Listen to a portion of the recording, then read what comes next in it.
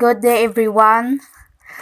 This is our the second reporter. We tackled about the roles of hormones in gender development. Biological theory claims that hormones determine how girls and boys behave. For example, in most cultures, males are more aggressive in their behavior than females. This phenomenon, according to biological, is explained by studies linking aggressive behavior to androgen in males. Androgen is a hormone present in both men and women.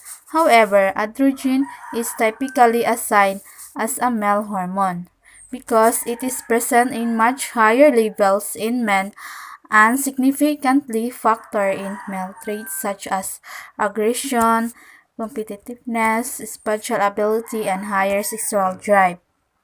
Some clinical findings also claim that a female child exposed to high levels of androgen while in her mother's womb tend to be as a physical active boys, Haynes and Spencer 2015. Another study claimed that a girl whose twin is a boy tends to be more physically active and adventurous than a girl whose twin is also a girl. Butikofer et al. 2019. A group of 6 hormones. They help start puberty and play a role in reproductive health and body development. All gender make androgen but males more of them. Testosterone. Number 1. A major androgen hormone in males. Number 2. Produced predominantly by males. Number 3. Controls the development of male sex organs. Number 4. Claim to influence specific areas in brain development associated with masculine behaviors such as competitiveness, spatial skills, and aggressiveness, among others. Number 5.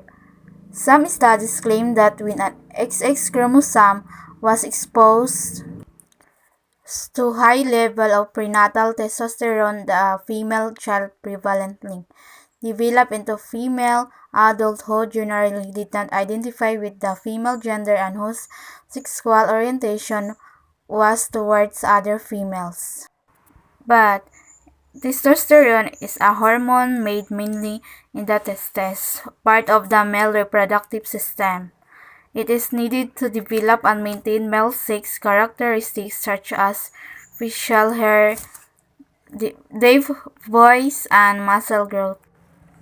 Estrogen. Number 1. Primarily a female hormone. Number 2. Determines female sexual characteristics. Number 3. Leading in the development of feminine body shapes and facial features. Number 4. Found to enhance feelings of intimacy, attachment, and the desire to have more children. A study found that women with higher estrogen levels also desired having more children. These same women who wanted to have more children were also described as having very feminine features. The study concluded that strong maternal tendencies are related to having a more feminine physique and in effect reflects the influence of the hormone estrogen on this typically feminine trait.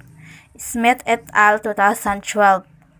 So, estrogen is a group of hormones that play an important role in the normal sexual and reproductive development in women. There are also 6 hormones. The woman's ovaries make most estrogen hormones, although the adrenal glands and fat cells also make small amounts of the hormones. Evolutionary explanation. Chromosomes and hormones influence gender development. These traits were passed on from our parents to us and will also be passed on to our children. The evolutionary explanation to gender development is a biological approach. The focal argument of the evolutionary approach is that the human brain learned. Prehistoric human species that possess adapted traits had higher chances of survival and better chances of procreating, thus passing their genes to successive generations who further evolved to not only survive but also thrive. So Zols et al. 2011. to explore empirically how natural selection shapes human social behavior, social organization, social change, and cultural evolution by causing humans to behave in ways that maximize their inclusive fitness in past and current environments. The core basic assumptions of evolutionary theory are the following. Number one, all living species struggle for existence. Number two, variations in hereditary traits exist within species. Number three, the result of the first two assumptions is natural selection. So, natural selection is a process by which organisms that can adapt to that environment tend to survive and produce offspring. Zirkel 1941. The two sexes recognize they have different social roles but both need each other to survive. Therefore, the two sexes develop strategies in relation to their social roles to ensure the survival of their species.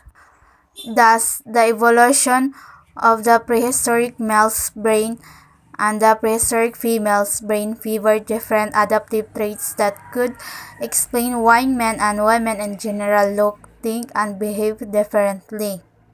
The process of natural selection is through which population of living organisms adapt and change. Individuals in a population are naturally variable, meaning that they are all different in some ways.